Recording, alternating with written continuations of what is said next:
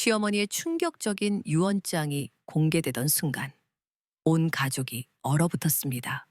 평생 모은 수십억의 재산 전부가 어머니를 단 한 달 모셨을 뿐인 저희 부부에게 돌아왔기 때문입니다. 사람들은 제가 어머니를 홀려 재산을 가로챘다고 수군거렸지만 그들은 알지 못합니다. 이것은 선물이 아니었습니다.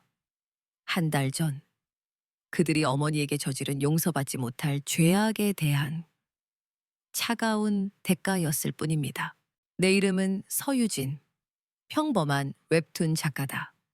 그리고 내 남편 박정훈은 삼형제 중 막내다. 우리에게는 이제 홀로 되신 어머니, 김순자 여사님이 계신다. 부산 자갈치 시장에서 억척같이 횟집을 운영하며 아들 셋을 훌륭하게 키워내신 나에게는 친정엄마보다 더 애틋한 분. 그런 어머니가 평생의 터전이었던 부산의 가게와 땅을 모두 정리하고 서울로 올라오신 지 어느덧 반년이 지났다. 남편을 여의고 기력이 쇠해지신 어머니를 더는 홀로 둘 수 없다는 아들들의 성화 때문이었다. 물론 그 성화의 진심이 무엇인지는 그때의 나로서는 전부 헤아릴 수 없었다. 사건의 시작은 유난히 추웠던 그해 설날, 연휴의 마지막 날 저녁이었다. 서울의 법조타운이라 불리는 서초동, 그 중심에 우뚝 솟은 최고급 주상복합 아파트의 펜트하우스. 바로 우리 첫째 아주버님, 서울중앙지검의 스타 부장검사 박지혁의 집이었다. 현관문, 비밀번호를 누르는 내 손끝이 유난히 차갑게 느껴졌다. 대리석 바닥은 거울처럼 반짝였고 높은 천장에 달린 샹들리에는 눈이 부실 정도의 빛을 쏟아내고 있었다. 모든 것이 차갑고 거대하고 비현실적이었다. 이 집의 공기는 언제나 그랬다. 사람의 온기보다는 잘 관리된 박물관의 서늘함이 감돌았다. 어머님 오셨어요. 유진 씨랑 정훈 씨도 어서 와요. 거실 소파에서 우아하게 다리를 꼬고 앉아있던 형님, 최서현이 우리를 맞았다. 국내 최대 로펌 대표의 외동딸이자 그 자신이 변호사인 그녀는 언제나처럼 흐트러짐 없는 모습이었다. 그녀의 목소리는 부드러웠지만 눈빛에는 늘 미묘한 경계심이 서려 있었다. 마치 자신의 완벽한 영역에 이물질이 들어온 것을 감시하는 듯한 눈빛. 어머니는 말없이 고개를 끄덕이며 거실 한쪽에 조용히 자리를 잡으셨다. 남편 정훈이 어머니의 외투를 받아들고 나는 미리 준비해간 과일 바구니를 식탁 위에 올려놓았다. 식탁 위에는 이미 호텔 케이터링 서비스로 주문한 듯한 화려한 음식들이 즐비했다. 명절 음식이라기보다는 파티 음식에 가까웠다. 어머니가 평생 만들어 오신 따끈한 떡국이나 잡채, 갈비찜 같은 것은 찾아볼 수 없었다. 곧이어 둘째 아주버님인 박민준 부부가 도착했다. IT 스타트업 대표라는 번지르르한 직함을 가졌지만 실상은 늘 위태로워 보이는 사람이었다. 그의 아내 이수아는 들어오자마자 형님 최서현의 명품 가방을 훑어보며 부러움과 질투가 뒤섞인 표정을 감추지 못했다. 형님, 이 가방 신상이죠. 와, 역시 부장검사 사모님은 다르시다니까. 어머, 수아 씨도 참 그냥 작은 사치일 뿐이야. 여자들의 미묘한 신경전과 남자들의 어색한 침묵 속에서 저녁 식사가 시작되었다. 식사의 주인공이어야 할 어머니는 마치 투명 인간처럼 구석에 앉아 거의 수저를 들지 않으셨다. 그 모습을 보는 내 마음이 바늘로 찔리는 듯 아팠다. 남편이 조용히 어머니의 접시에 음식을 덜어드렸지만 어머니는 그저 희미하게 웃으실 뿐이었다. 어색한 식사가 거의 끝나갈 무렵 첫째 아주버님 박지혁이 와인잔을 내려놓으며 입을 열었다. 기다렸다는 듯이 마치 잘 짜인 연극의 대사를 읊는 배우처럼 다들 모였으니 오늘 드릴 말씀이 있습니다. 바로 어머님 문제에 대해서입니다. 순간 식탁의 공기가 팽팽하게 당겨졌다.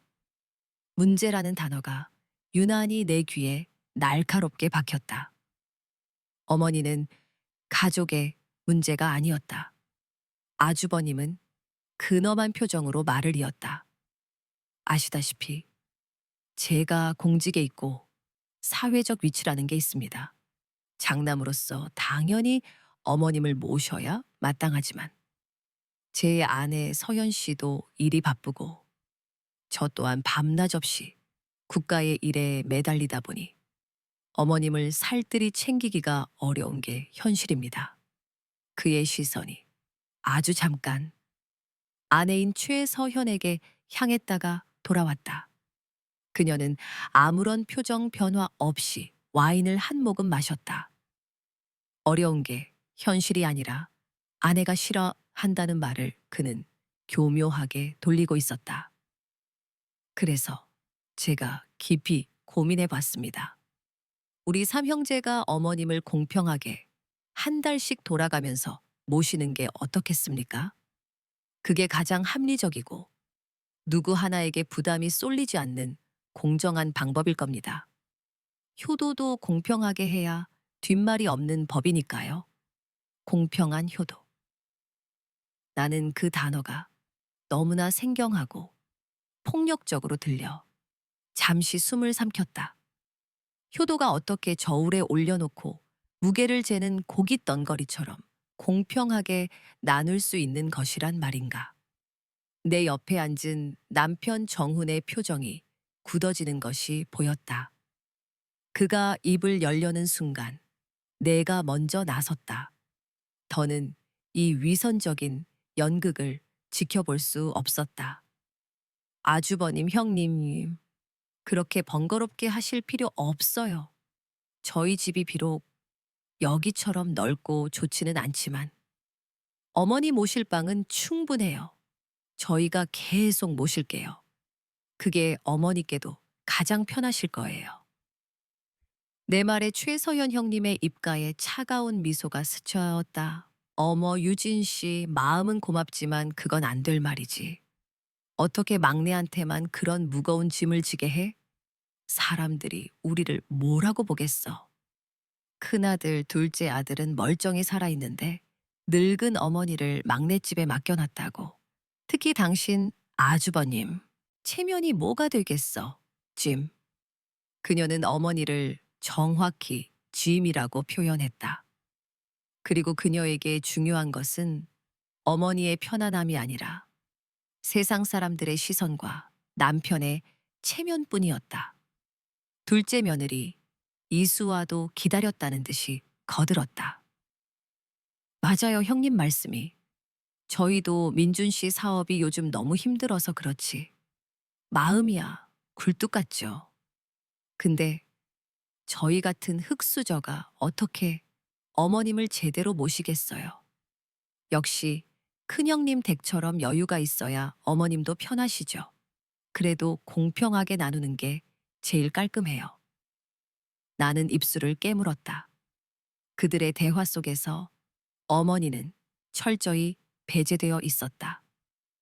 아무도 어머니의 의사를 묻지 않았다. 그저 처분해야 할 물건 혹은 나눠서 져야 할 부담스러운 의무일 뿐이었다. 남편 정훈이 마침내 침묵을 깨고 말했다. 그의 뒤 목소리는 낮았지만 단호했다. 형님, 어머니는 짐이 아닙니다. 그리고 효도가 무슨 세금처럼 나눠내는 것도 아니고요. 저희는 괜찮습니다. 어머니, 저희랑 같이 사시는 게 어떠세요? 모든 시선이 처음으로 어머니에게 향했다. 어머니는 그저 고개를 저으셨다. 그리고 아주 작은 목소리로 마치 모든 것을 체념한 사람처럼 말씀하셨다. 아니다. 그냥 너희 큰형 말대로 하거라. 그게 너희 모두에게 편하다면 그걸로 됐다. 어머니의 대답은 포기였다. 아들들의 싸움을 원치 않는, 평생을 그렇게 살아오신 어머니의 마지막 배려이자 체념. 그 순간 나는 깨달았다. 이 결정이 앞으로 우리 가족에게 어떤 비극을 가져올지를. 결국 공평한 효도 계약은 장남의 권위 아래 일사천리로 결정되었다. 첫 달은 당연히 장남인 박지혁 검사의 집에서 시작하기로 했다. 집으로 돌아오는 차 안 남편은 아무 말 없이 운전대만 꽉 쥐고 있었다. 차창 밖으로 서울의 화려한 야경이 빠르게 스쳐 지나갔다. 그 불빛들이 오늘따라 유난히 차갑고 공허하게 느껴졌다. 나는 조용히 남편의 손등에 내 손을 포겠다. 여보, 괜찮아? 아니, 안 괜찮아. 형들이 어떻게 저럴 수가 있지? 어머니를 어떻게 저렇게. 그는 말을 잇지 못했다. 나는 창밖을 보며 나지막이 속삭였다. 한 달이야. 딱 한 달만 지켜보자. 무슨 일이 생기면 그때는 우리가 무조건 어머니 모셔오는 거야. 누구의 허락도 필요 없어. 그날 밤 나는 잠을 설쳤다. 서초동의 그 차가운 펜트하우스에 홀로 남겨지셨을 어머니의 모습이 눈앞에 어른거렸다. 그것은 비극의 서막이었다. 공평이라는 이름 아래 자행된 가장 불공평하고 잔인한 거래의 시작, 그리고 한 달 뒤. 나의 이 불길한 예감은 상상보다 훨씬 끔찍한 현실이 되어 우리 앞에 나타났다. 공평한 효도 계약이라는 이름의 잔인한 연극이 시작된 지 정확히 한 달이 되던 날이었다. 달력에 빨간 동그라미를 쳐놓고 날짜를 세 온 것도 아닌데 그날은 이상하게 아침부터 마음이 무거웠다. 웹툰 마감 때문에 며칠 밤을 새운 뒤라 피곤했지만 텅 빈 냉장고를 채워야 했다. 밤 10시가 넘은 시간, 남편과 나는 집 근처 마트에서 장을 보고 돌아오는 길이었다. 아, 오늘따라 왜 이렇게 춥지? 완전 칼바람이네. 남편 정훈이 운전대를 잡은 채 몸을 살짝 떨며 말했다. 히터를 더 강하게 틀자 건조하고 따뜻한 바람이 얼굴에 훅 끼쳐왔다. 차창 밖으로 보이는 서울의 밤은 여전히 잠들지 않고 화려한 불빛을 뿜어내고 있었다. 하지만 그 불빛이 닿지 않는 어딘가에서 우리 어머니는 어떻게 지내고 계실까? 아주버님 댁에 전화를 몇 번이나 걸었지만 형님은 늘 바쁘다는 핑계로 어머니와 통화를 시켜주지 않았다. 그저 잘 지내시니 걱정 말라라는 차가운 목소리만 들려올 뿐이었다. 우리가 사는 마포구 연남동으로 가려면 서초동을 지나쳐야 했다. 아주버님의 집이 있는 하늘을 찌를 듯 솟아있는 그 거대한 주상복합 건물이 시야에 들어왔을 때 정훈이 갑자기 차의 속도를 줄였다. 잠깐만. 왜 그래, 여보? 그의 시선은 건물의 화려한 정문 로비, 그 옆에 있는 어두컴컴한 비상계단 쪽으로 향해 있었다.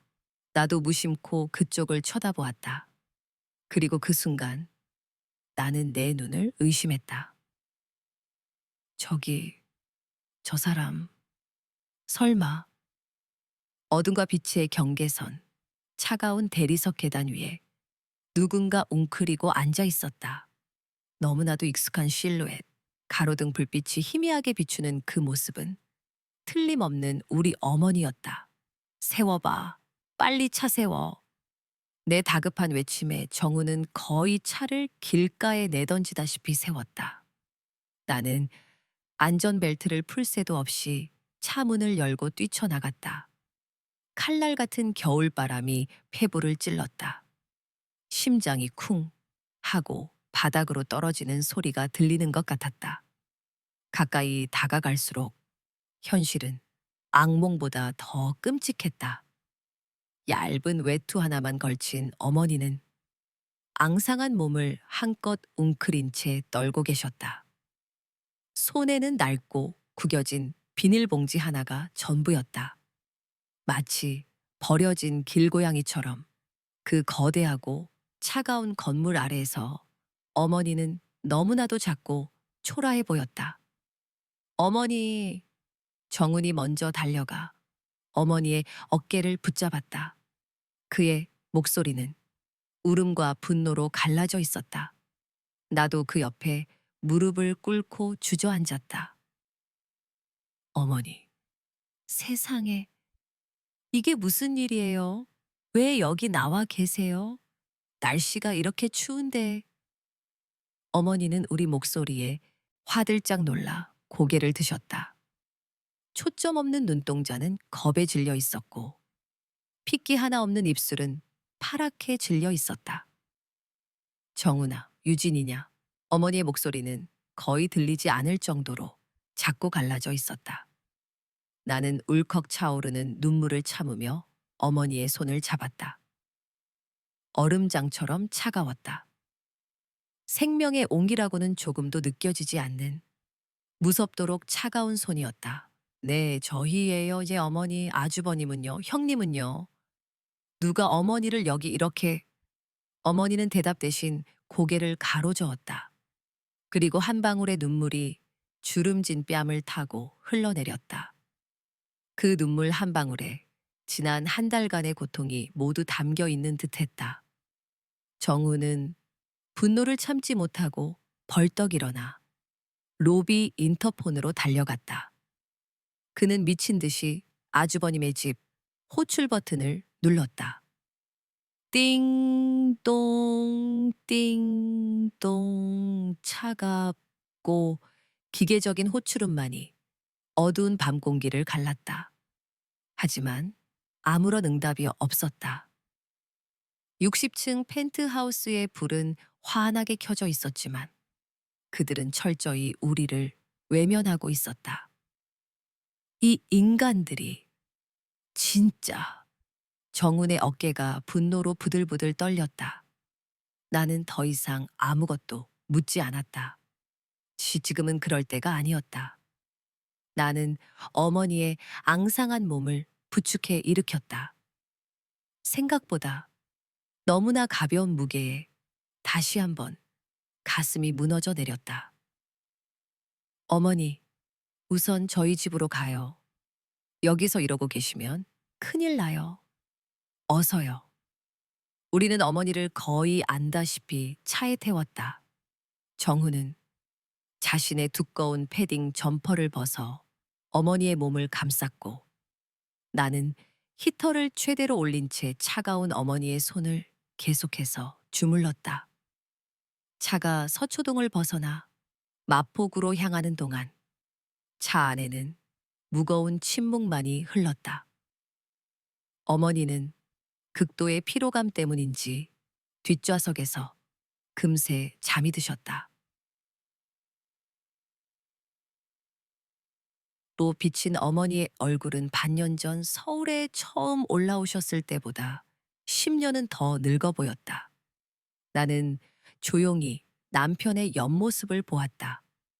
그의 턱은 단단하게 굳어 있었고 두 눈은 불길처럼 이글거리고 있었다. 그날 저녁 공평한 효도를 운운하며 근엄한 표정을 짓던 아주버님의 얼굴이 떠올랐다. 그리고 어머니를 짐이라 칭하던 형님의 차가운 미소도.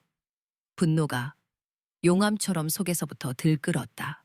그때 내 무릎 위로 떨어진 어머니의 손등에서 희미한 멍 자국을 발견했다.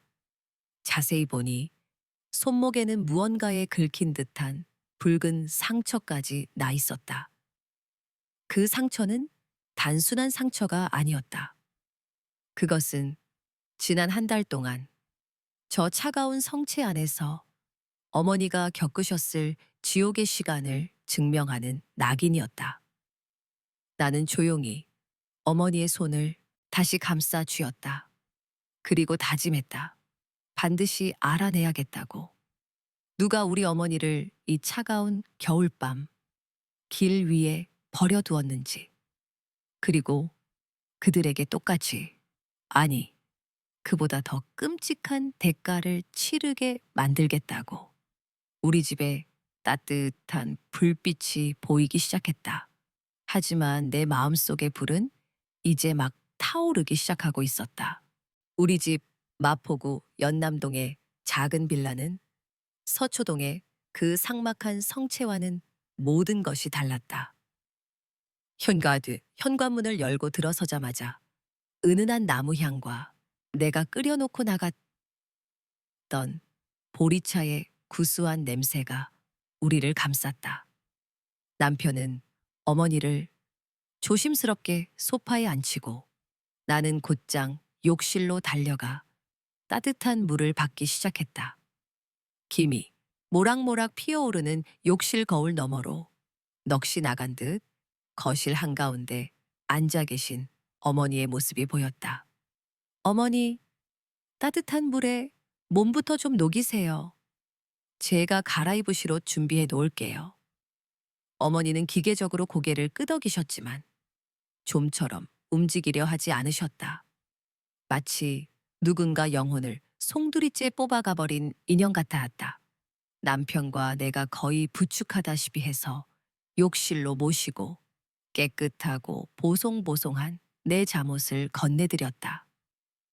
어머니가 씻으시는 동안 나는 부엌으로 가 흰 쌀을 씻어 냄비에 앉혔다.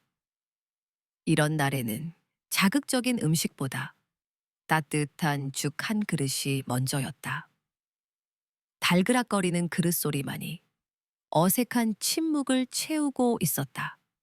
따뜻한 물로 몸을 녹여서인지 어머니의 얼굴에 아주 희미하게 남아 혈색이 돌기 시작했다. 김이 나는 흰죽을 작은 상에 받쳐 어머니 앞에 놓아드렸다. 어머니, 우선 이거라도 좀 드세요. 속이 비면 더 힘드세요. 어머니는 한동안 죽그릇만 내려다보시더니 이내 고개를 저으셨다. 아니다. 입맛이 없다. 한 숟갈만이라도요. 네. 저희 생각해서라도.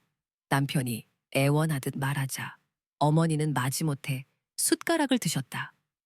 하지만 그 손은 너무나 심하게 떨리고 있어서 금방이라도 숟가락을 놓칠 것만 같았다. 나는 조용히 어머니의 손등을 감싸 쥐었다. 그때였다. 아까 차 안에서 봤던 그 붉고 푸른 상처들이 다시 선명하게 눈에 들어왔다. 나는 더 참지 못하고 약상자를 가져와 어머니 앞에 앉았다. 어머니, 손이 이게 다 뭐예요? 다치셨잖아요. 제가 약 발라 드릴게요. 내가 부드러운 솜에 소독약을 묻혀 상처에 가져가자 어머니의 어깨가 움찔하며 떨렸다. 그리고 그 순간 꾹꾹 눌러왔던 어머니의 서름이 터져 나왔다. 마른 가지 같던 눈가에서 마침내 뜨거운 눈물이 봇물처럼 흘러내리기 시작했다. 유진아, 내가 뭘 그렇게 잘못했는지 모르겠다. 어머니의 울음 섞인 첫 마디는 내 심장을 그대로 관통하는 비수 같았다. 나는 아무 말 없이 어머니의 등을 쓸어들였다. 남편은 주먹을 꽉 쥔 채 차마 어머니를 바라보지 못하고 고개를 돌렸다.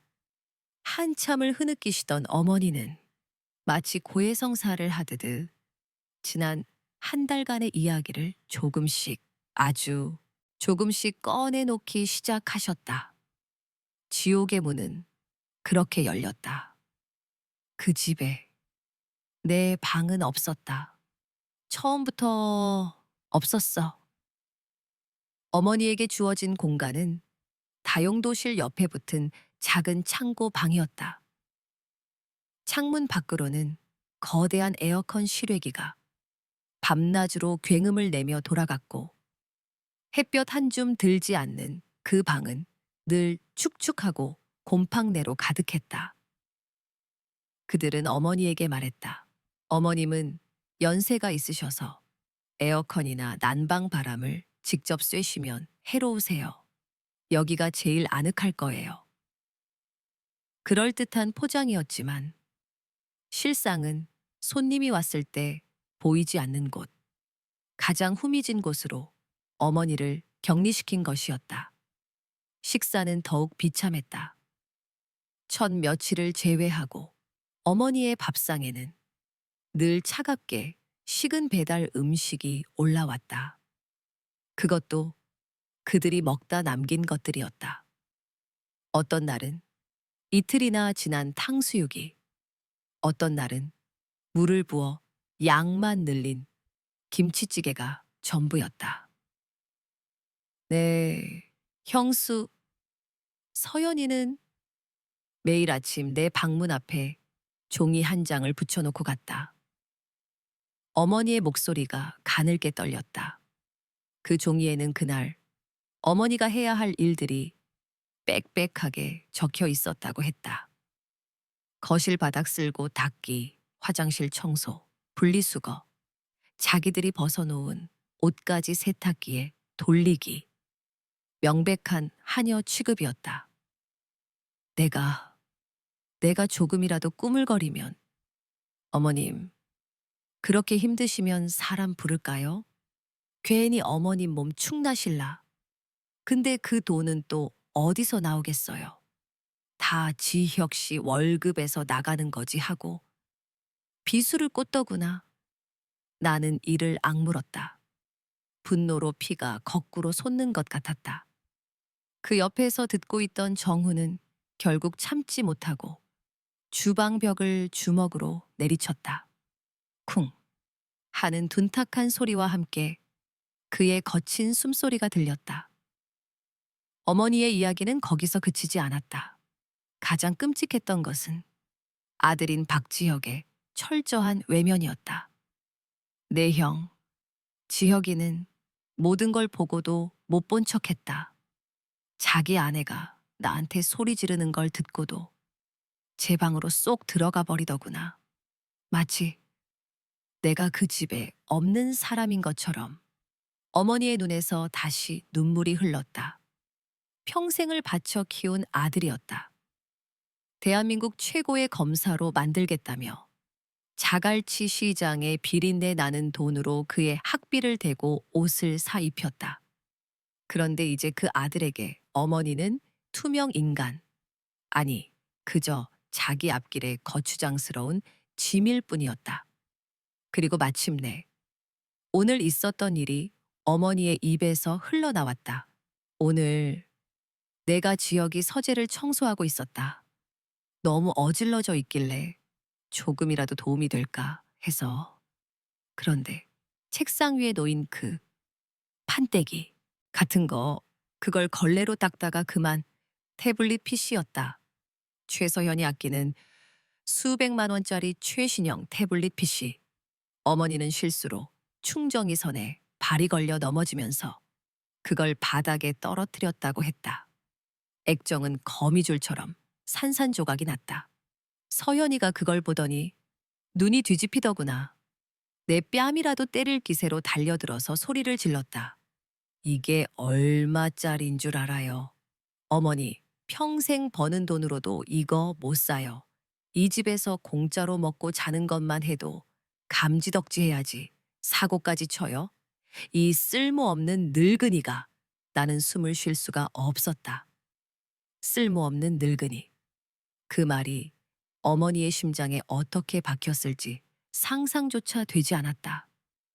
내가 너무 무서워서 지혁이를 쳐다봤다. 어떻게든 네 형이 한마디 해줄 줄 알았지. 엄마가 일부러 그런 거 아니지 않냐고 그 한마디만 해줬어도. 하지만 아들은 그러지 않았다. 부장검사 박지혁은 깨진 태블릿 PC와 악을 쓰는 아내, 그리고 겁에 질린 어머니를 번갈아 보더니 아무 말 없이 어머니의 방으로 들어갔다. 그리고는 어머니의 며칠 안 되는 옷가지가 담긴 비닐봉지를 들고 나왔다.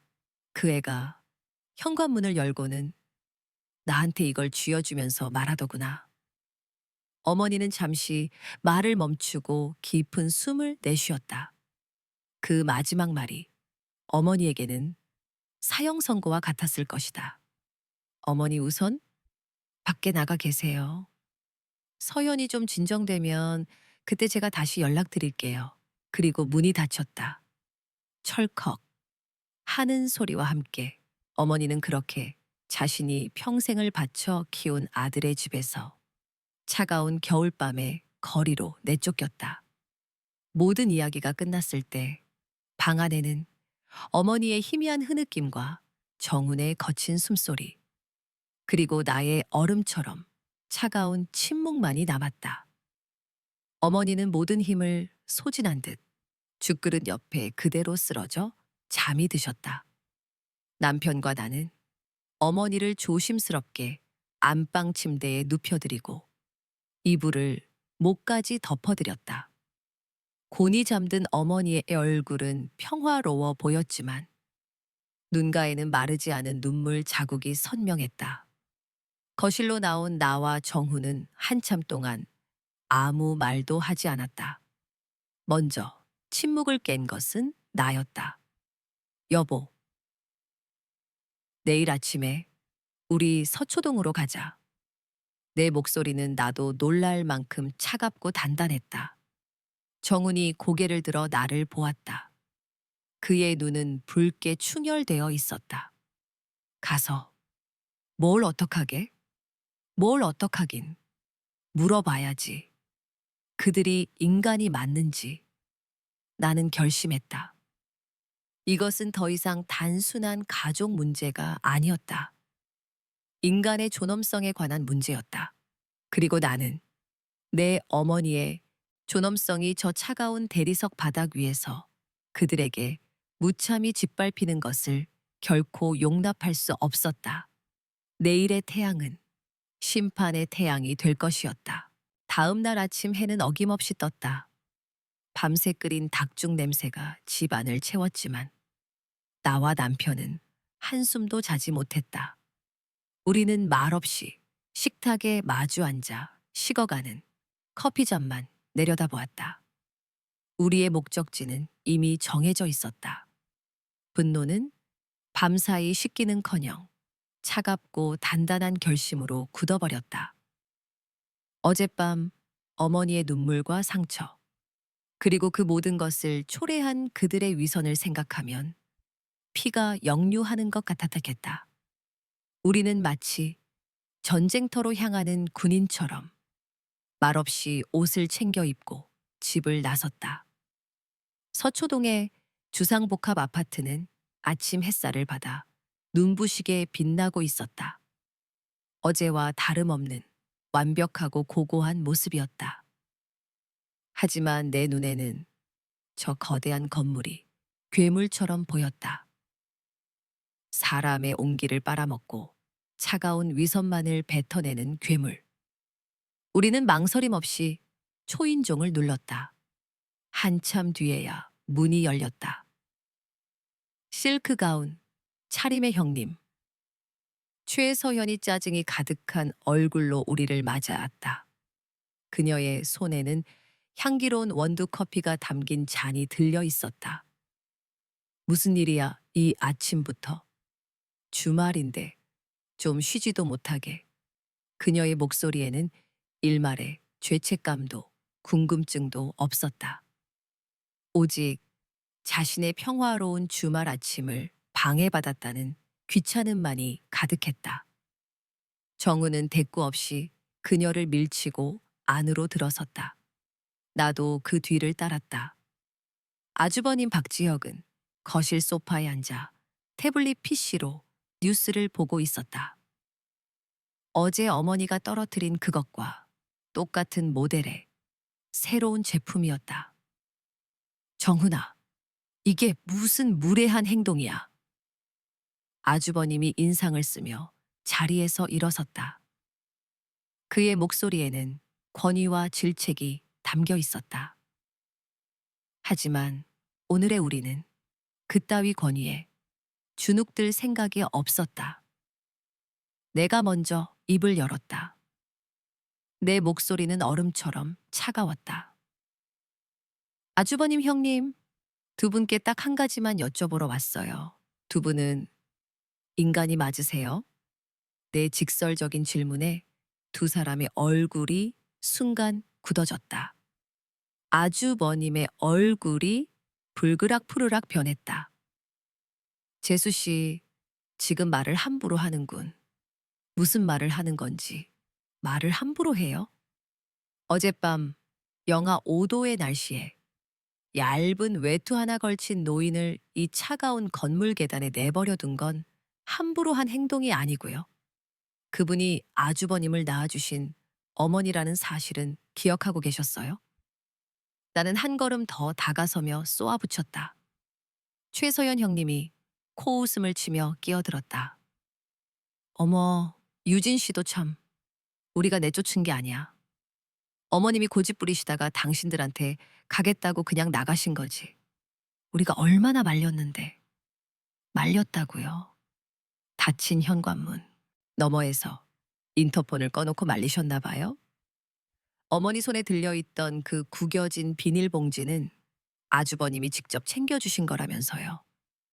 서연이 진정되면 연락드릴 테니 일단 나가 계시라고요. 그게 말리는 방식이에요. 어머니에게 들었던 말을 그대로 읊자 아주버님의 눈동자가 심하게 흔들렸다. 그때 이성을 잃은 것은 오히려 남편 정훈이었다. 형, 어떻게 그럴 수가 있어? 어머니가 형한테 어떤 존재인데 형 검사 만들겠다고 어머니가 자갈치 시장에서 뼈 빠지게 일하신 건 다 잊었어? 그깟 태블릿 PC 하나 때문에 어머니를 길바닥에 내쫓아? 정훈의 절규에 아주버님은 오히려 적반하장으로 소리쳤다. 닥치지 못해. 네가 뭘 안다고 함부로 짓거려. 이건 우리 집안일이야. 집안일. 어머니가 형수한테 쓸모없는 늙은이 소리 들어가며 하녀 취급당하는 것도 집안일이고 먹다 남은 배달 음식 드시고 곰팡내 나는 창고에서 주무시는 것도 형이 말하는 그 대단한 집안일이야.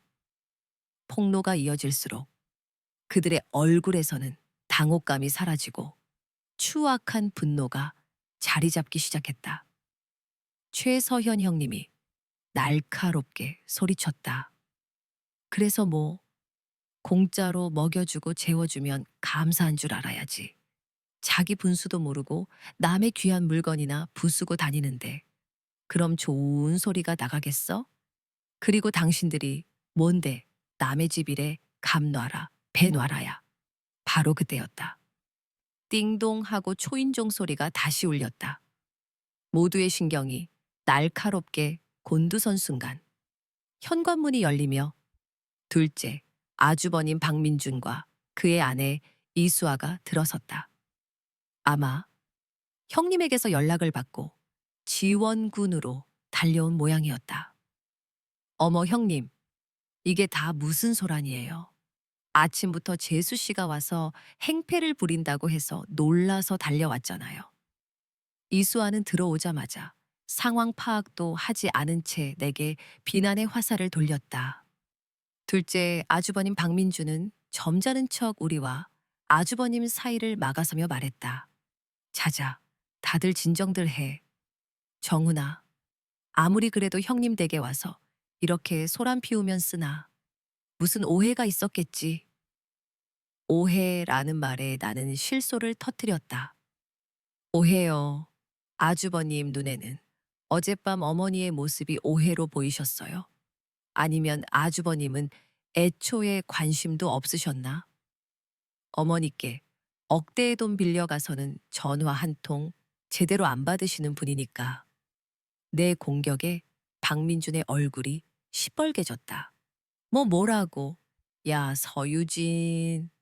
네가 뭔데 우리 집 돈 문제까지 들먹여. 우리 집 돈 문제요? 그거 어머니 돈이잖아요. 아주버님 사업자금 대주시느라. 어머니 평생 모은 적금 깨신 거 저도 알고 정훈 씨도 알아요. 그렇게 어머니 등골 빼먹으면서 형님 댁에서 어머니가 학대당하는 동안은 대체 어디서 뭘 하셨는데요? 궁지에 몰린 박민준과 이수아는 화살을 엉뚱한 곳으로 돌렸다. 이수아가 최서현을 곁눈질하며 비꼬는 투로 말했다. 흥, 우리만 뭐라 그러네. 어차피 어머니 재산, 부산에 있는 그 금싸라기, 땅 제일 좋은 건 큰형님이 다 받기로 약속된 거 아니었어요? 우리는 그에 비하면 쥐꼬리만큼 받은 건데 그렇게 많이 받으실 분들이 어머니 하나 제대로 못 모셔서 이 사단을 만들어요? 그 말은 기폭제가 되었다. 이제 싸움은 나와 정훈, 그리고 그들 사이의 싸움이 아니었다. 형제들 사이에 묵혀두었던 감정과 탐욕이 한꺼번에 터져 나오기 시작했다. 뭐라고? 너희가 받은 땅이 쥐꼬리야? 대로변에 접한 상가, 부지를 받아놓고. 그게 상가 부지예요? 형님이 가지신 해운대 바로 앞 땅에 비하면 맹지나 다름없지. 이것들이 정말 은혜도 모르고 고성이 오가고 서로를 향한 비난과 원망이 거실을 가득 메웠다. 부장검사의 품위도 IT 기업 대표의 세련됨도 없었다. 그곳에는 오직 자신의 이익을 위해 추악한 본성을 드러낸 탐욕스러운 인간들만이 존재할 뿐이었다. 나는 이 지옥 같은 광경을 차갑게 응시했다. 이것이 바로 그들이 말하던 가족의 민낯이었다. 서로를 물어뜯으며 아수라장이 된 것일. 그 누구도 눈치채지 못했다. 언제부터 와 계셨는지 현관문 앞에 조용히 서서 이 모든 것을 지켜보고 있는 한 사람을 모든 소음이 거짓말처럼 멎었다. 우리의 시선이 향한 곳, 그곳에는 모든 기력을 잃은 듯 투명한 유령처럼 우리 어머니가 서 계셨다. 시간이 멈췄다. 방금 전까지 서로를 물어뜯던 광견들의 아우성은 거짓말처럼 사라졌다. 거실을 채우던 고성과 비난 대신 바늘 떨어지는 소리조차 들릴 듯한 정적이 내려앉았다. 샹들리에의 크리스탈 장식이 부딪히며 내는 희미한 소음만이 이 비현실적인 침묵 속에서 유일하게 살아 움직이는 것 같았다. 모두의 시선이 한 곳에 고정되었다. 현관문 앞, 그곳에 우리 어머니가 서 계셨다. 어떻게 여기까지 오신 걸까? 택시를 타고 오셨을까? 아니면 이른 아침부터 버스를 타고 이 낯선 동네까지 헤매 오셨을까? 내가 어젯밤 입혀드린 헐렁한 내 잠옷 위에 당신의 낡은 외투 하나만을 겨우 걸친 모습이었다. 병색이 완연한 얼굴은 종이장처럼 하얗게 질려 있었고 금방이라도 쓰러질 듯 위태로워 보였다. 하지만 그 앙상한 몸 어디에서 그런 힘이 솟아나는 것인지 어머니는 두 발로 굳건히 서서 거실 안의 아수라장을 똑바로 응시하고 계셨다. 그 눈빛, 나는 어머니의 그 눈빛을 평생 잊지 못할 것이다. 그곳에는 더 이상 슬픔이나 두려움이 담겨 있지 않았다. 모든 눈물이 말라붙어 버린 잿더미 속에서 마지막 불씨가 타오르는 듯한 차가운 분노와 깊이를 알 수 없는 절망이 뒤섞여 있었다. 당신의 평생을 바쳐 쌓아 올린 세계가 눈앞에서 무너져 내리는 것을 목격한 사람의 눈빛이었다. 어머니, 가장 먼저 정신을 차린 것은 첫째 아주버님, 박지혁이었다. 그의 목소리는 당혹감과 죄책감으로 심하게 떨리고 있었다. 그는 방금 전 동생에게 퍼붓던 기세는 온데간데 없이 마치 죄를 짓다 들킨 아이처럼 쩔쩔매며 어머니에게 다가가려 했다. 어머니는 손을 들어 그의 접근을 막았다.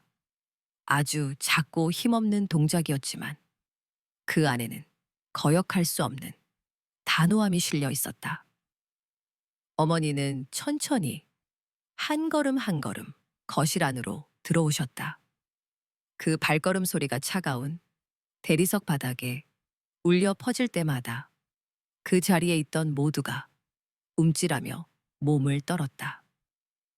어머니는 마치 자신의 법정에 선 판사처럼 당신의 피고인들, 당신이 배 아파 낳은 두 아들과 그 아내들을 차례로 훑어보셨다.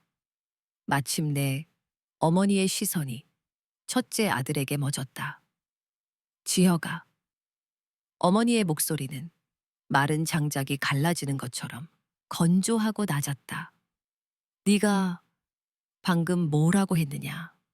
네 동생한테 은혜도 모른다고 했느냐? 은혜라. 그래, 은혜. 내가 너를 낳고 키운 것이 은혜라면 너는 그 은혜를 어떻게 갚았느냐? 어머니는 말을 이었다. 그 목소리는 조용했지만 거실 안에 모든 사람의 심장을 꿰뚫는 힘이 있었다. 이 어미를 곰팡내 나는 창고 방에 쳐넣고 내 놈들이 먹다 버린 음식 찌꺼기를 던져준 것이 네가 갚은 은혜더냐.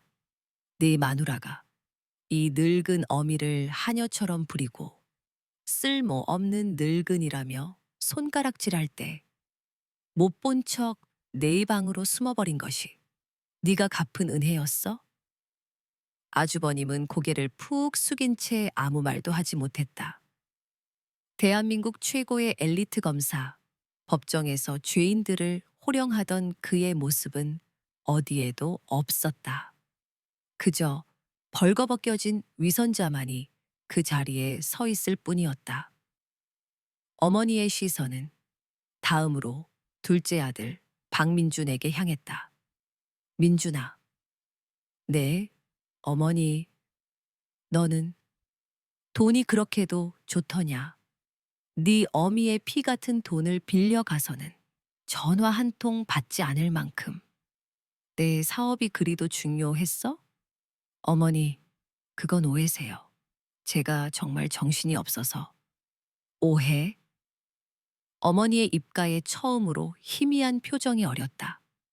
그것은 웃음이 아닌 끔찍한 경멸에 가까웠다. 그래, 오해일 수도 있겠지. 네가 이 집에서 재산을 더 받네, 덜 받네. 네 형과 머리채라도 잡을 듯이 싸우는 것도 다 오해겠지. 내게는 네 형수 앞에서 네 어미를 두둔할 용기는 없어도 돈 앞에서 네 형의 멱살을 잡을 용기는 있더구나. 둘째 아주버님 역시 얼굴이 흑빛이 되어 입을 다물었다. 그때 잠자코 있던 큰형님 최소현이 참지 못하고 끼어들었다. 어머님, 저희가 뭘 그렇게 잘못했다고 이러세요. 어머님 편하자고 저희 집에서 지내시게 해드린 건데 이런 식으로 나오시면 저희도 곤란해요. 어머니는 그녀를 쳐다보지도 않았다. 마치 길가의 돌멩이를 대하듯 완벽하게 무시했다. 어머니의 눈은 오직 당신의 아들들에게만 고정되어 있었다. 나는 오늘 내 아들들이 죽는 것을 보았다. 어머니의 비수 같은 한마디에 거실의 공기는 완전히 얼어붙었다. 평생을 자식밖에 모르고 살아온 이 어미의 눈앞에서 내 아들들이 돈 때문에 서로를 물어뜯는 짐승이 되는 것을 똑똑히 보았어. 내 자식들이 이 어미를 길바닥에 내버리고도 눈 하나 깜짝하지 않는 괴물이 되는 것을 보았단 말이다. 어머니의 어깨가 가늘게 떨리기 시작했다. 하지만 눈물은 흐르지 않았다. 나는 너희를 그렇게 가르치지 않았다.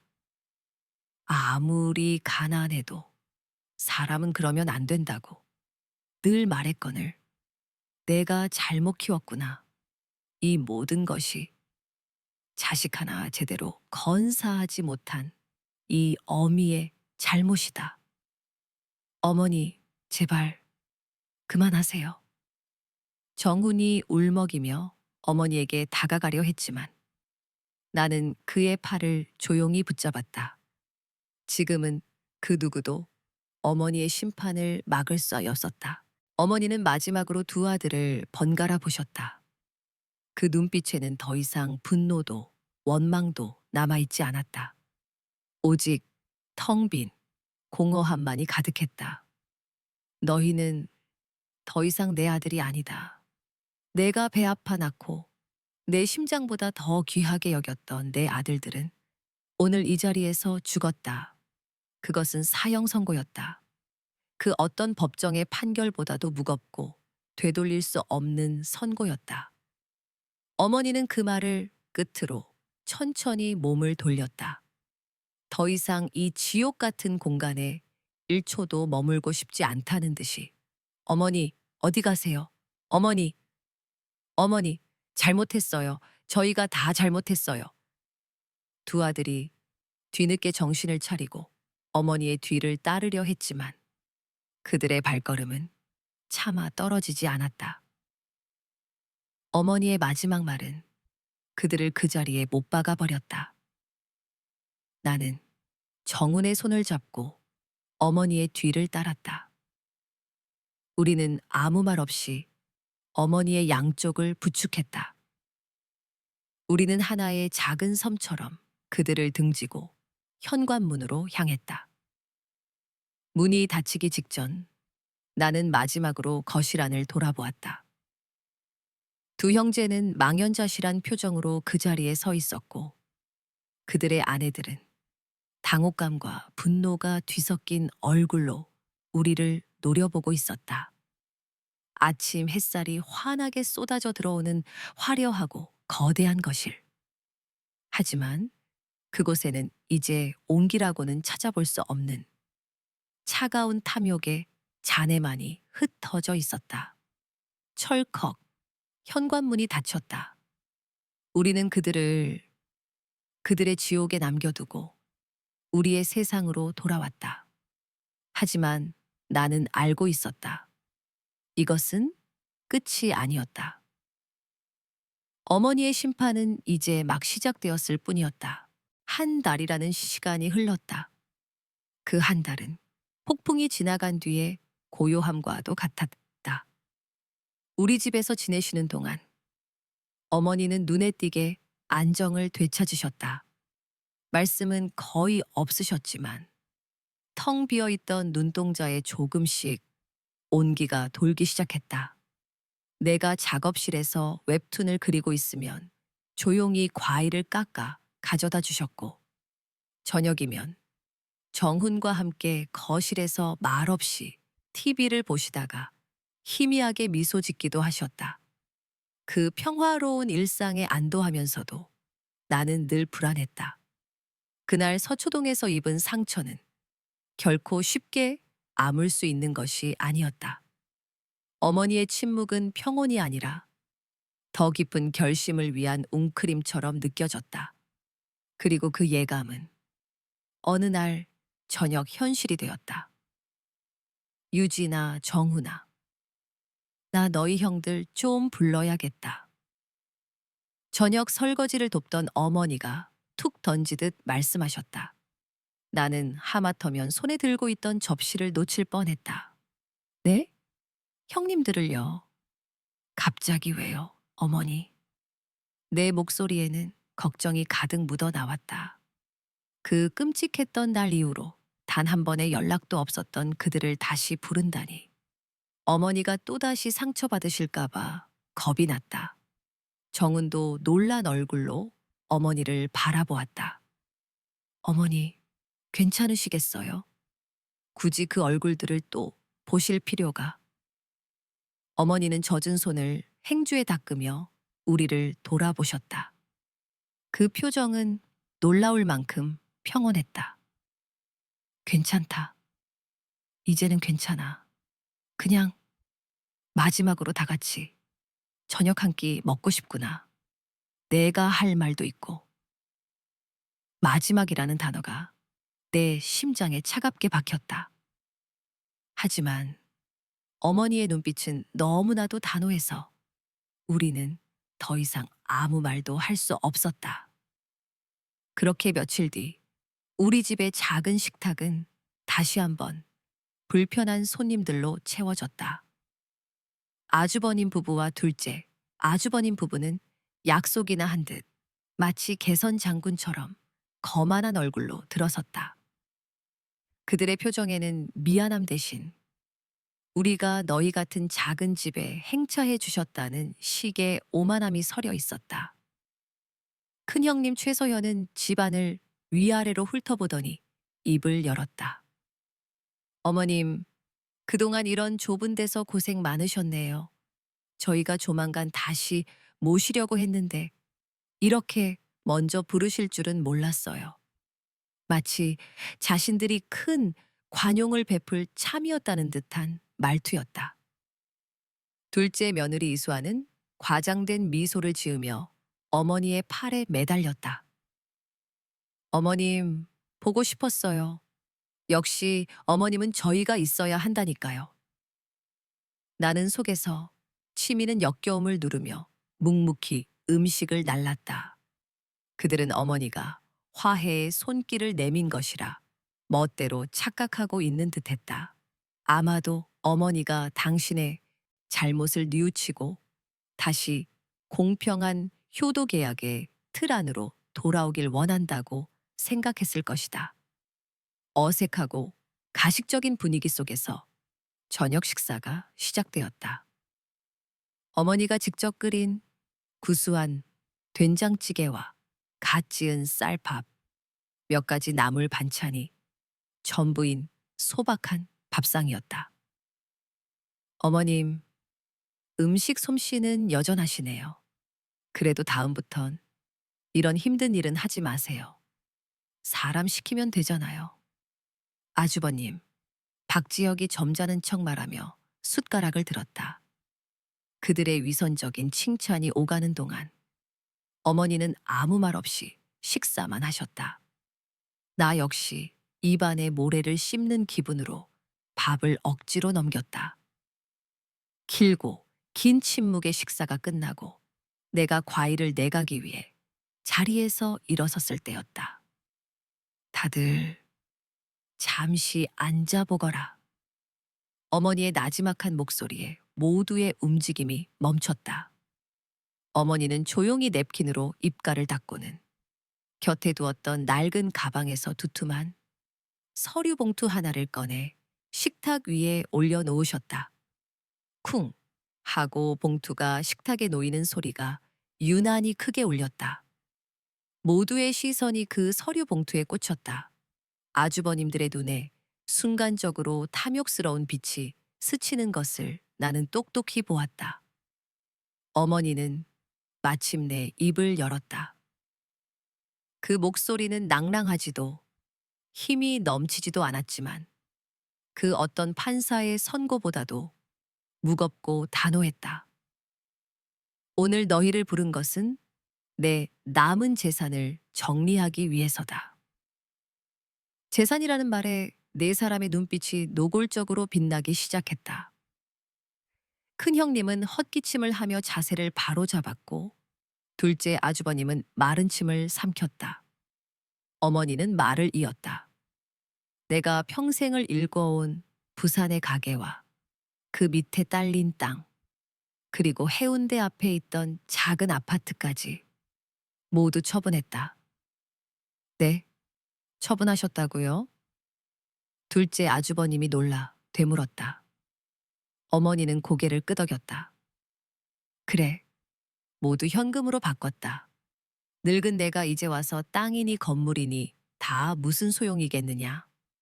너희에게 깔끔하게 정리해서 나누어 주는 것이 내 마지막 도리라 생각했다. 역시 어머님이세요. 현명한 판단이세요. 이수아가 아첨을 떨었다. 박지혁 아주버님도 만족스러운 듯 고개를 끄덕이며 말했다. 어머님께서 저희를 위해 깊이 생각하셨군요. 그래서 어떻게 나누실 생각이십니까? 법적으로 장남인 제 몫이 가장 크다는 건 아시지요? 그의 노골적인 요구에 나는 입술을 깨물었다. 하지만 어머니의 표정에는 아무런 변화가 없었다. 어머니는 서류 봉투를 열어 여러 장의 서류와 통장들을 꺼내 보이셨다. 그리고는 그 모든 것을 내 남편 정훈과 내 앞으로 밀어 놓으셨다. 내 모든 재산. 어머니의 목소리가 거실을 갈랐다. 여기 있는 이 모든 것은 내 막내 아들 정훈이와 내 막내 며느리 유진이에게 상속하겠다. 순간 세상의 모든 소리가 사라졌다. 나와 정훈 역시 망치로 머리를 맞은 듯 멍해졌다. 이게 대체 무슨 상황이지? 몇 초간의 완전한 정적, 그리고 그 정적을 깬 것은 큰형님 최서연이 손에 들고 있던 포크를 접시에 떨어뜨리는 날카로운 소리였다. 쨍그랑. 그 소리는 마치 신호탄과도 같았다. 뭐, 뭐라고요 지금? 아주버님 박지혁의 얼굴에서 온화한 가면이 벗겨져 내리고 있었다. 그의 눈은 믿을 수 없다는 듯 크게 뜨여 있었고 입은 살짝 벌어진 채 굳어 있었다. 둘째 아주버님 부부는 아예 넋이 나간 표정으로 서류와 우리를 번갈아 보고 있었다. 어머니, 지금 농담하시는 거죠? 그렇죠. 하하, 명절도 아닌데 농담이 너무 심하시네. 둘째 아주버님이 억지 웃음을 지으며 말했지만 그의 눈은 전혀 웃고 있지 않았다. 어머니는 그들을 차갑게 응시하며 마지막 쐐기를 박았다. 나는 내 평생 농담 같은 건 하고 살지 않았다. 그 순간 나는 보았다. 아주버님 박지혁의 얼굴이 분노와 모멸감으로 시뻘겋게 달아오르는 것을. 그의 가면이 완전히 산산조각 나고 그 안에 숨겨져 있던 추악하고 탐욕스러운 본성이 마침내 모습을 드러내기 시작했다. 아수라장의 막이 이제 막 오르고 있었다. 폭탄 선언이 남긴 침묵은 길지 않았다. 그것은 곧이어 터져 나올 격렬한 폭풍 전에 숨 막히는 고요함일 뿐이었다. 가장 먼저 이성을 잃고 폭발한 것은 첫째, 아주버님, 박지혁이었다. 그는 자리에서 벌떡 일어나 식탁을 손으로 내리쳤다. 쾅! 하는 굉음과 함께 그릇들이 요란한 소리를 내며 흔들렸다. 지금 이게 무슨 말도 안 되는 소리입니까? 어머니, 제정신이세요? 방금 전까지 현명하신 어머님을 운운하던 그의 입에서 나온 첫 마디는 경악스러울 정도로 무례했다. 그의 눈은 분노로 붉게 충혈되었고 검사로서의 품위나 장남으로서의 체면은 온데간데 없이 사라져 있었다. 어떻게, 어떻게 전부를 저것들한테만 주실 수가 있어요. 제가 장남입니다. 이 집안의 기둥인 장남이라고요. 그런데 저한테는 단 한 푼도 없이 저 어리고 능력 없는 막내놈한테 모든 걸 다 주시겠다니요. 이건 명백한 편애고 부당합니다. 그의 고함의 질세라 큰형님 최서현도 날카로운 목소리로 쏘아붙였다. 어머님, 정말 실망이에요. 지난 한 달간 저희 집에서 어머님 모신 건 뭔데요? 그 모든 수고는 헌신짝처럼 버리시는 거예요? 아니면 이 막내 며느리가 어머님한테 무슨 꼴이라도 친 건가요? 홀딱 넘어가셔서 재산을 다 넘기게. 그녀의 도끼 서린 눈이 나를 향했다. 나는 너무나 어이가 없어서 말문이 막혔다. 수고라니. 어머니를 하녀처럼 부리고 길바닥에 내쫓은 것이 그들이 말하는 수고란 말인가. 둘째 며느리 이수아는 거의 울부짖듯이 소리쳤다. 말도 안 돼. 이건 사기야. 저것들이 어머님을 구워 삶은 게 틀림없어. 어머님, 지금이라도 정신 차리세요. 저희는요. 저희 민준 씨는 어머님 아들 아니에요? 어떻게 이럴 수가 있어요? 둘째, 아주버님 박민주는 한술 더 떴다. 그는 남편 정훈의 멱살이라도 잡을 기세로 달려들며 으르렁거렸다. 야, 박정훈, 네가 형들 몰래 뒤에서 무슨 수작을 부린 거야? 어? 말해봐. 순진한 척하더니 뒤로는 재산 빼돌릴 궁리만 하고 있었던 거냐? 그 손 놓지 못해. 내가 소리치며 그를 막아섰다. 정우는 그저 멍한 얼굴로 자기 앞으로 밀쳐진 서류 뭉치만 내려다보고 있었다. 이 모든 상황이 그에게도 믿기지 않는 듯했다. 집안은 순식간에 아수라장이 되었다. 서로를 향한 고성과 비난, 탐욕과 질투가 뒤섞여 작은 거실을 가득 메웠다. 그들은 어머니 앞에서 참아 입에 담지 못할 말들을 쏟아냈다. 어머니가 늙고 판단력이 흐려졌다느니, 우리가 어머니를 속이고 협박했다느니, 이 유언은 법적으로 무효라느니, 그들의 추악한 본성이 가면 뒤에서 뛰쳐나와 미친 듯이 날뛰고 있었다.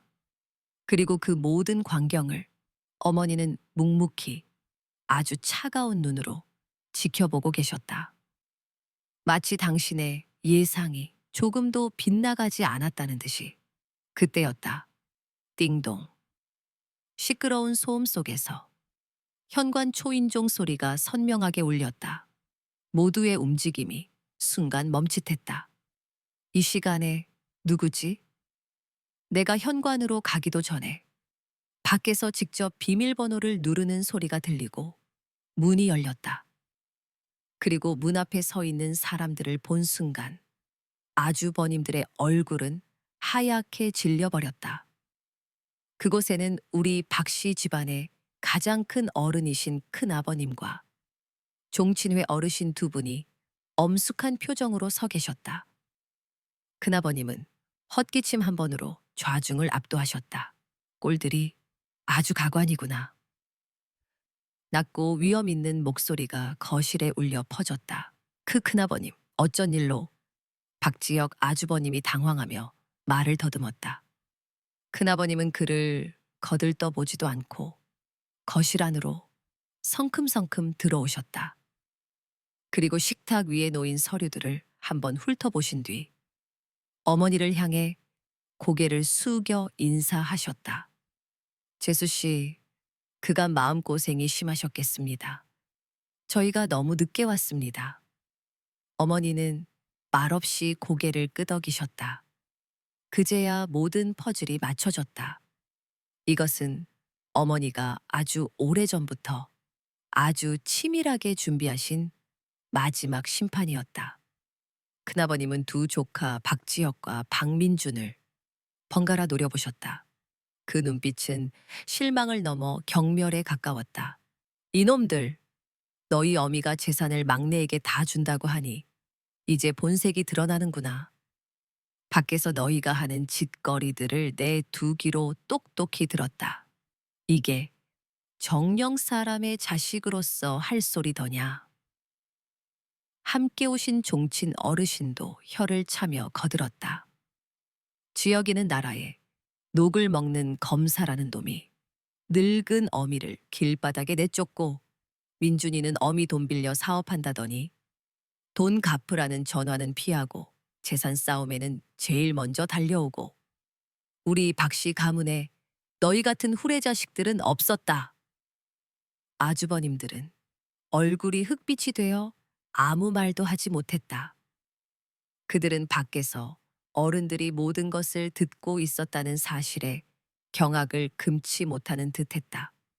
어머니는 비로소 자리에서 일어나셨다.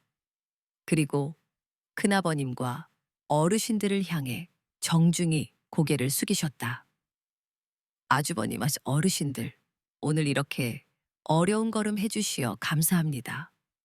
제가 이 늙은 나이에 제 자식들의 낯뜨거운 꼴을 보여드려 면목이 없습니다. 그리고 어머니는 당신의 두 아들을 향해 몸을 돌렸다. 하지만 저는 오늘 이 자리에서 모든 것을 확실히 해야겠습니다. 이 서류들은 변호사의 공증까지 모두 마친 법적으로 유효한 유언장입니다.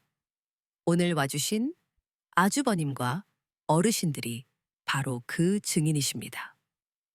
어머니의 목소리는 떨리지 않았다. 나는 내 어미를 짐짝 취급하고 돈 앞에서 짐승으로 변하는 자식들에게는 단 한 푼의 유산도 남길 생각이 없다. 내 남은 인생과 내 모든 것은 이 어미를 사람으로 대해준 내 막내 아들 내외에게만 줄 것이다.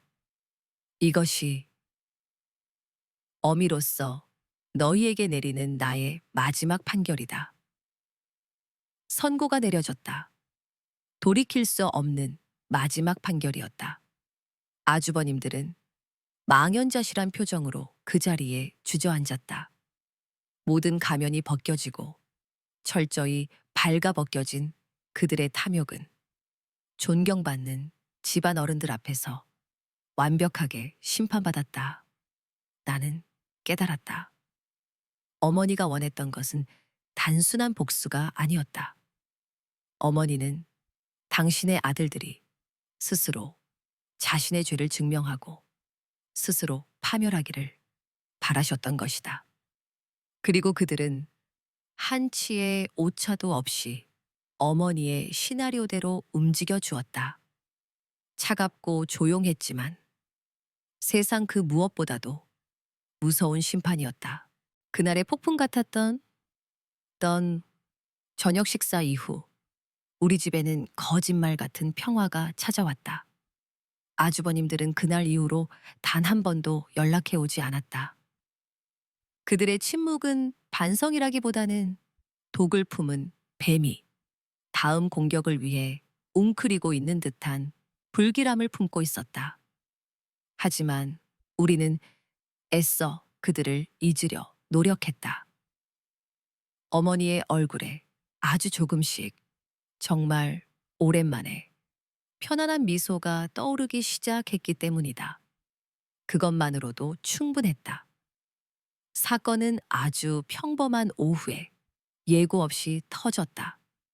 나는 마감한 웹툰 원고를 막 전송하고 기지개를 켜고 있었다.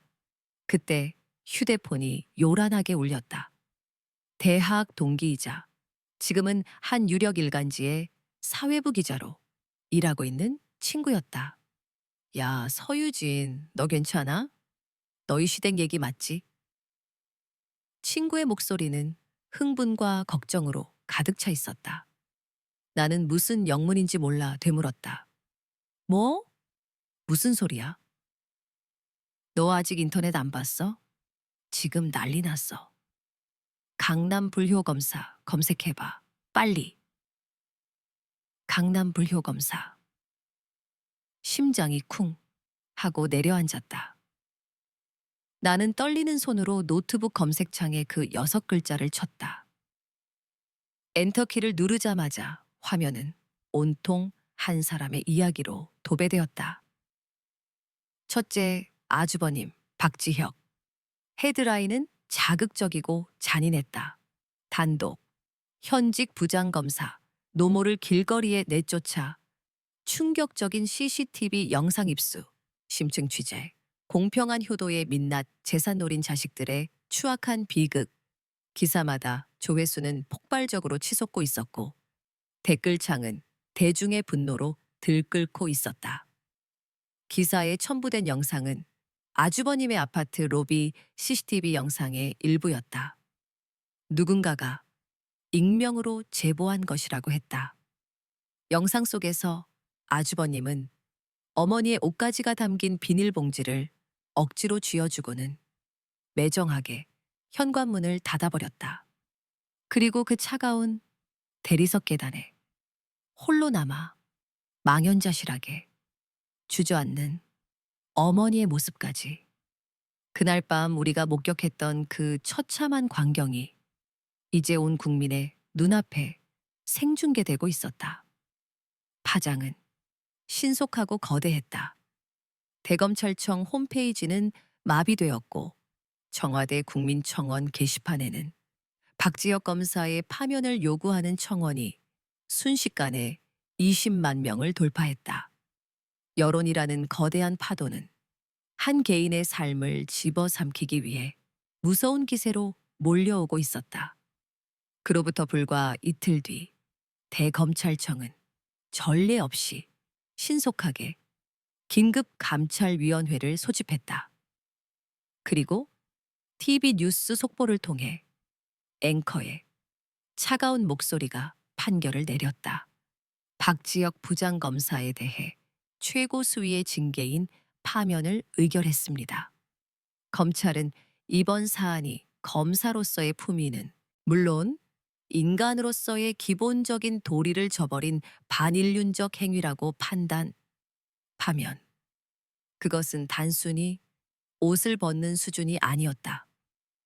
연금은 물론 향후 5년간 변호사 개업조차 할 수 없는 법조인으로서의 사형 선고였다. 평생을 엘리트 코스만 밟아온 아주버님의 인생이 단 며칠 만에 뿌리부터 완전히 뽑혀 나간 것이다. 그것이 끝이 아니었다.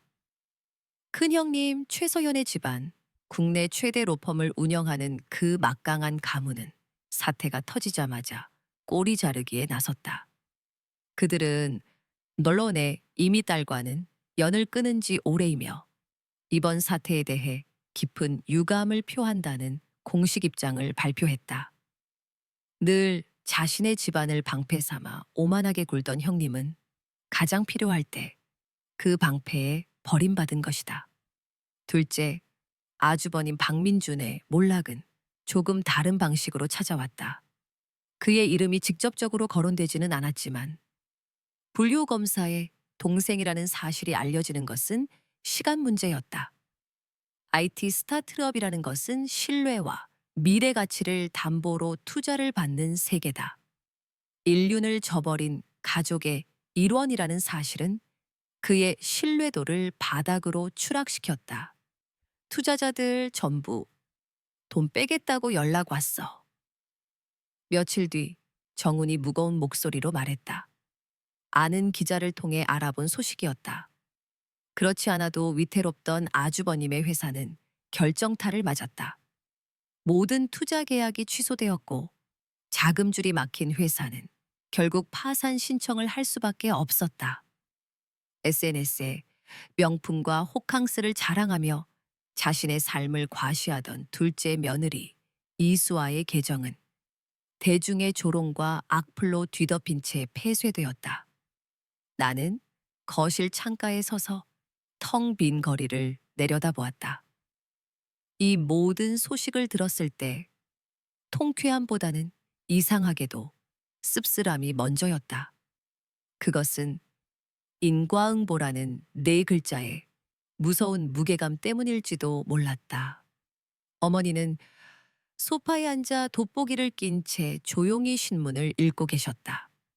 신문 한 면에는 아주버님의 얼굴 사진과 함께 그의 몰락에 대한 기사가 대문짝만하게 실려 있었다.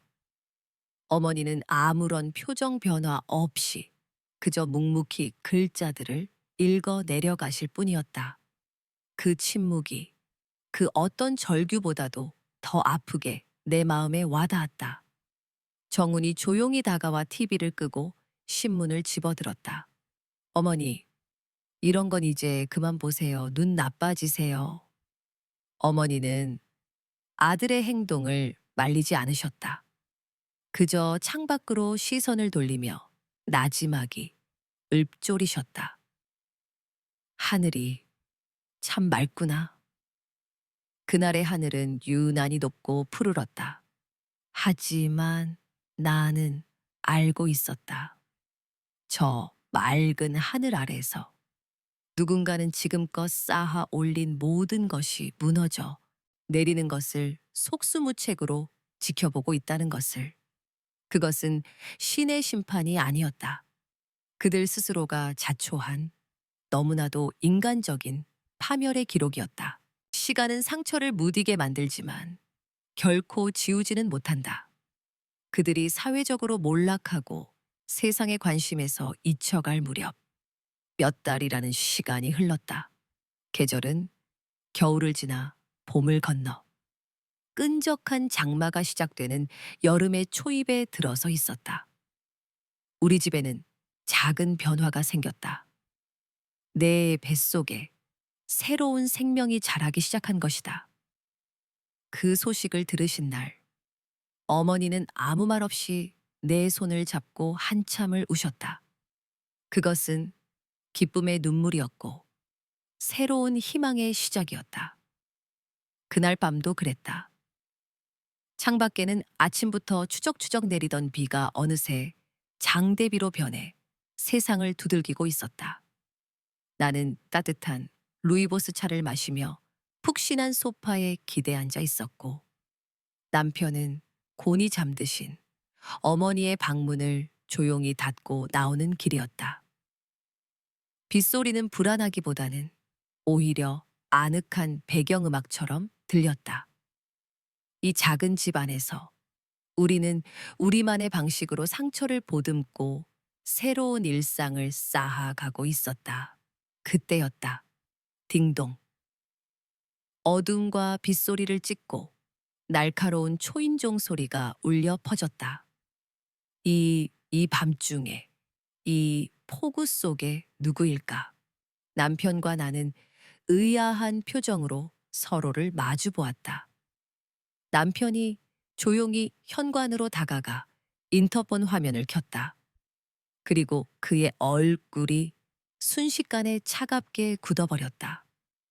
어깨는 단단해졌고 턱선에는 분노와 경멸이 뒤섞인 힘이 들어갔다. 누구야, 여보? 당신은 들어오지 마. 내가 보고 올게. 그의 목소리에 나는 불길한 예감을 느끼고 그의 뒤를 따랐다. 인터폰 흑백 화면 속 두 명의 남자가 비를 흠뻑 맞은 채 우리 집 대문 앞에 서 있었다. 쏟아지는 비 때문에 형체는 흐릿했지만 그들이 누구인지는 단번에 알아볼 수 있었다. 박지혁, 그리고 박민준. 그들의 모습은 처참했다. 한때 대한민국을 호령하던 엘리트 검사의 위엄도, 잘 나가는 IT 기업 대표의 번지르르함도 찾아볼 수 없었다. 값비싼 양복 대신 싸구려 점퍼를 걸친 그들은 흠뻑 젖어 살기 위해 발버둥 치는 물에 빠진 생쥐와도 같았다. 핏기 하나 없는 얼굴, 퀭한 눈, 몇 달 사이에 폭삭 늙어버린 그 모습에 순간적으로 연민이 스쳤지만 그 감정은 곧 차가운 분노로 바뀌었다. 어머니, 주무셔. 내가 나지막이 속삭였다. 남편은 고개를 끄덕였다. 우리는 이 추악한 과거가 어머니의 평온한 잠을 깨우게 둘 수 없었다. 남편은 수화기를 들었지만 현관문을 열 생각은 없어 보였다. 무슨 일입니까? 남편의 목소리는 비에 섞여서인지 유난히 차갑게 울렸다. 화면 너머로 아주버님의 절규에 가까운 목소리가 들려왔다. 정훈아, 제발 문 좀 열어줘. 형이다. 여긴 이제 형이 찾아올 곳이 아닙니다. 돌아가세요. 제발 딱 한 번만. 어머니 얼굴만이라도 뵙게 해줘. 우리가 다 잘못했다. 정말 죽을 죄를 지었어. 화면 속에서 두 사람은 무릎을 꿇었다. 쏟아지는 빗물이 그들의 머리와 어깨를 적시고 차가운 아스팔트 바닥으로 흘러내렸다. 그들은 빗물인지 눈물인지 모를 것을 흘리며 고개를 땅에 박고 있었다. 둘째, 아주버님, 박민준이 울부짖었다. 우리가 다 잃고 나니까 이제야 알겠다. 우리가 뭘 잘못했는지. 어머니 없이는 우리도 살 수가 없어, 정훈아. 제발. 어머니께 용서받지 못하면 우리는 정말 죽을 것 같아. 그들의 모습은 분명 비참했다. 하지만 그들의 용서는 어머니를 위한 것이 아니었다.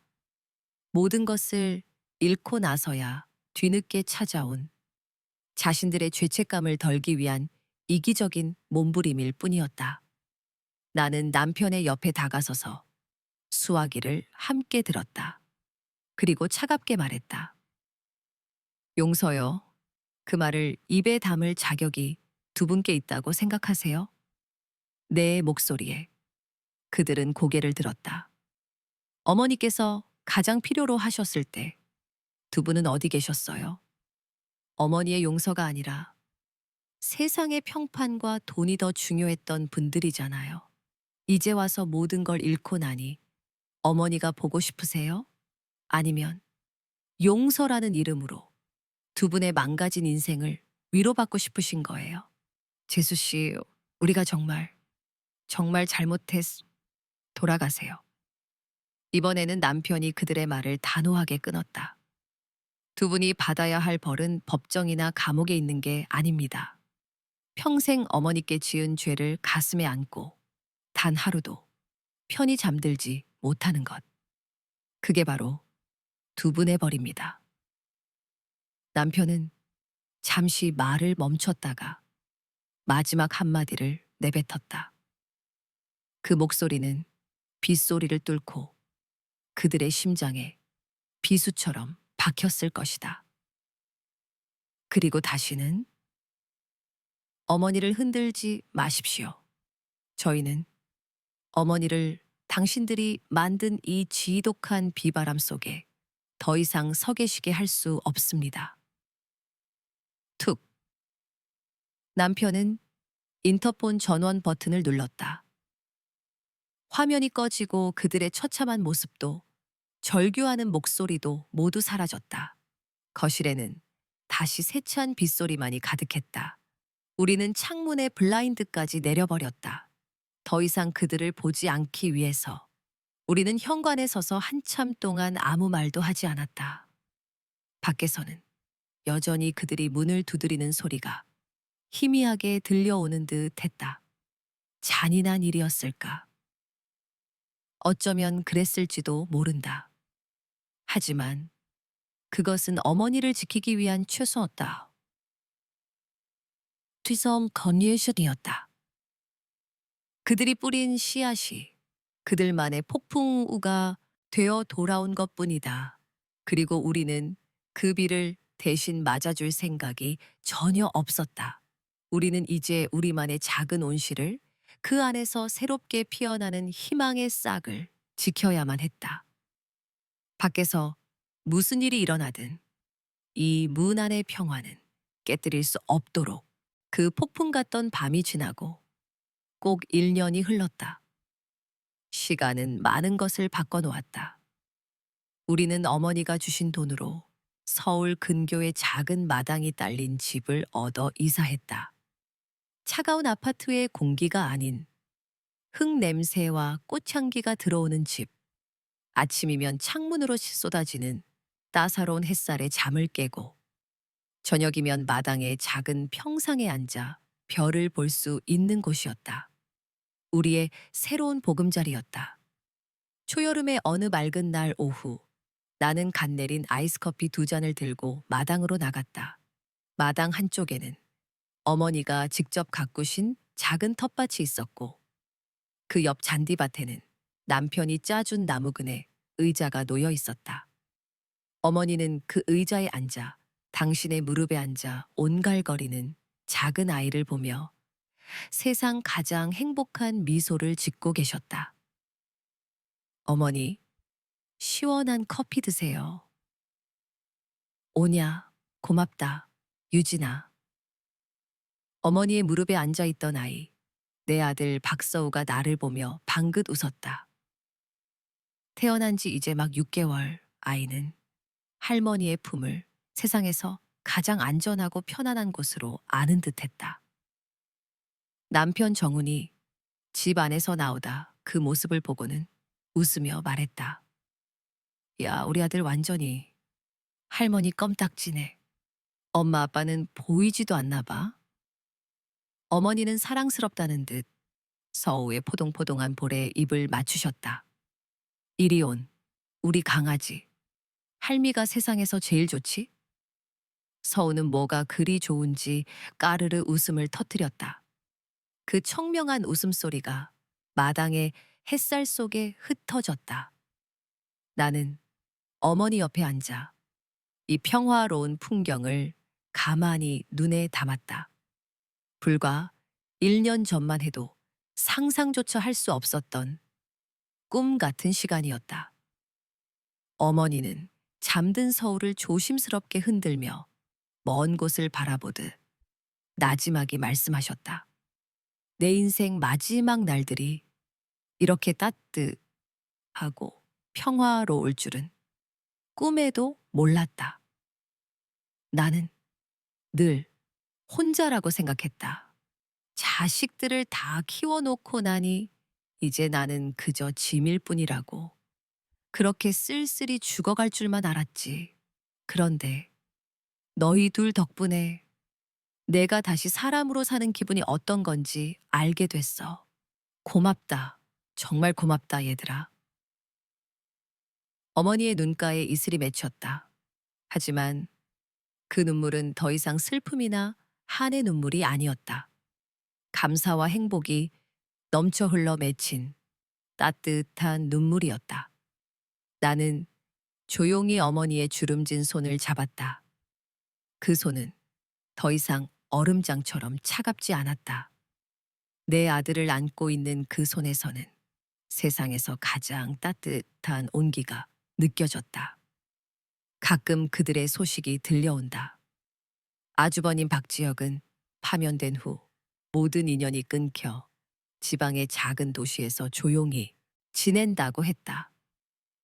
큰형님 최서연은 결국 그와 이혼했고 그녀의 집안은 여전히 그를 가문의 수치로 여긴다고 했다. 투이샥. 둘째 아주버님 박민주는 파산 후 닥치는 대로 막노동을 하며 빚을 갚고 있지만 어머니 돈 떼먹은 놈이라는 꼬리표가 평생을 따라다닐 것이라고 했다. 그들은 그들 스스로 만든 지옥 속에서 아마도 평생을 속죄하며 살아갈 것이다. 나는 더 이상 그들을 미워하지 않기로 했다. 미움은 또 다른 상처를 낳을 뿐이니까. 다만 그들을 위해 기도하지도 않을 것이다. 그들의 구원은 오직 그들 스스로의 몫이었다. 그날 밤 서우와 어머니가 모두 잠든 고요한 시간. 나는 새로 꾸민 2층의 작업실 책상에 앉았다. 창밖으로는 풀벌레 소리가 들려왔고 책상 위 스탠드 불빛이 하얀 타블렛 화면을 비추고 있었다. 그리고 나는 그 모든 시간을 기록하기 시작했다. 내 웹툰의 제목은 우리 엄마. 첫 화의 첫 장면은 차가운 대리석 계단 위에 홀로 웅크리고 앉아있던 어머니의 뒷모습이었다. 그 장면을 그리는 내 손끝이 떨려왔지만 나는 멈추지 않았다. 아픔을 외면하는 것이 아니라 똑바로 마주보고 그것을 끌어안아야만 진짜 치유가 시작된다는 것을 알기 때문이었다. 지옥 같았던 한 달, 분노로 가득 찼던 격돌의 순간, 그리고 마침내 되찾은 오늘날의 평화까지. 나는 우리의 이야기를, 내 어머니의 이야기를 한 칸 한 칸 정성껏 그려나갔다.